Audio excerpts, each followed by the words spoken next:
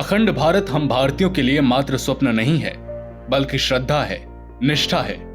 नमस्ते सदा वत्सले मातृभूमि। जिन आंखों ने मातृभूमि भारत को भूमि से अधिक माता के रूप में देखा हो, जो स्वयं को उसका पुत्र मानता हो, जो प्रातः उठकर समुद्र वसने देवी पर्वत स्तन मंडले विष्णु पत्नी नमस्तुभ्यम पाद स्पर्शम क्षमस्व में कहकर उसकी रज को माथे से नित्य प्रति लगाता हो, जिनका राष्ट्र घोष वंदे मातरम और राष्ट्रगान हो, ऐसे असंख्य अंतःकरण मातृभूमि के विभाजन की वेदना को हम भारतीय उस भूमि के पुत्र कैसे भूल सकते हैं। अखंड भारत से अभिप्राय अविभाजित उस भारत से है जिसे समय समय पर खंडित किया गया, कभी राजनीतिक महत्वाकांक्षा के चलते तो कभी जुल्म और आक्रांताओं के हमले के कारण अफगानिस्तान, पाकिस्तान, बांग्लादेश, श्रीलंका, बर्मा, थाईलैंड जैसे देश हमसे अलग हो गए। लेकिन एक सच यह भी है कि यह सभी देश आज भी हमसे सांस्कृतिक रूप से जुड़े हैं। इसलिए थाईलैंड के शाही दरबार जैसे कई स्थानों पर आज भी कार्यक्रमों में हिंदू रीति रिवाज की झलक दिखती है। भगवान विष्णु के वाहन गरुड़ इंडोनेशिया, थाईलैंड और उलान बटार जैसे देशों में पूजनीय हैं। वहीं बोर्निया के दयाक लोगों द्वारा पालन कहारिंगन नाम का एक स्थानीय धर्म इंडोनेशिया में हिंदू धर्म के रूप में वर्गीकृत किया गया है। साथ ही दक्षिण पूर्व एशिया में कई प्राचीन मंदिरों में हिंदू मंदिर वास्तुकला की शैली का उपयोग मिलता है, जिसमें अंकोर वाट भी शामिल है, जो भगवान विष्णु को समर्पित है और कंबोडिया के ध्वज पर भी स्थापित है। मध्य जावा में प्रम्बानन इंडोनेशिया में सबसे बड़ा हिंदू मंदिर त्रिमूर्ति शिव, विष्णु और ब्रह्मा को समर्पित है।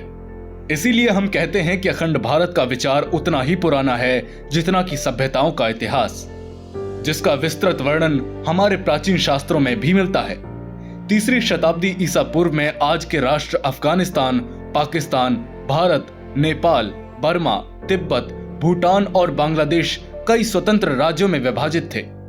महान विचारक चाणक्य ने एक अखंड भारत के विचार को प्रतिपादित किया, जिसका अर्थ है कि इस क्षेत्र के सभी राज्य एक ही प्राधिकरण, शासन और प्रशासन के अधीन हैं। चाणक्य की प्रेरणा से सम्राट चंद्रगुप्त मौर्य ने राजनीतिक रूप से अखंड भारत की स्थापना की। मध्यकाल और मुगल आक्रमणों के कालखंड में कई भारतीय रियासतों ने लंबे संघर्ष के बाद अपनी शक्ति को आत्मसमर्पण कर दिया। तब भी अनेक भारतीय राजा निरंतर संघर्ष करते रहे और अखंड भारत का विचार अतीत का एक आदर्श बन गया। इस बीच ब्रिटिश व्यापारियों ने भारत में पैर रखा और इतिहास की दिशा को हमेशा के लिए बदल दिया। 1857 के प्रथम स्वतंत्रता संग्राम से पूर्व अंग्रेजों ने कभी नहीं सोचा था कि इस राष्ट्र को मजहबी गलती की रेखाओं के साथ तोड़ा जा सकता है। उन्हें जैसे ही इस बात का आभास हुआ तो उन्होंने फूट डालो और राज करो की नीति अपनाई। भारत को विभिन्न राज्यों में व्यावहारिक रूप से तोड़कर अपने शासन के अधीन कर लिया। इतना ही नहीं, भविष्य में एकीकरण से बचने के लिए ब्रिटिश ने उनके बीच मजहबी मतभेदों को सामने लाकर दूरियां और बढ़ा दी, जिससे वे एक दूसरे के कट्टर दुश्मन बन गए। इस प्रकार स्वतंत्रता के लिए क्रांतिकारियों के एक स्वर की ऊर्जा अपने लक्ष्य से बहुत दूर चली गई। महान प्रयासों और संघर्षों के साथ भारत ने 1947 में अपनी स्वतंत्रता वापस तो ले ली, लेकिन वह भारत नहीं बन पाया जिसको खोया गया था और जिसे प्राप्त करने के लिए इतना बलिदान दिया गया था। प्राचीन काल का अखंड भारत एक बार फिर से खंडित कर दिया गया। सांस्कृतिक अखंड भारत को पुनः अस्तित्व में लाने का संकल्प प्रत्येक भारतीय का है।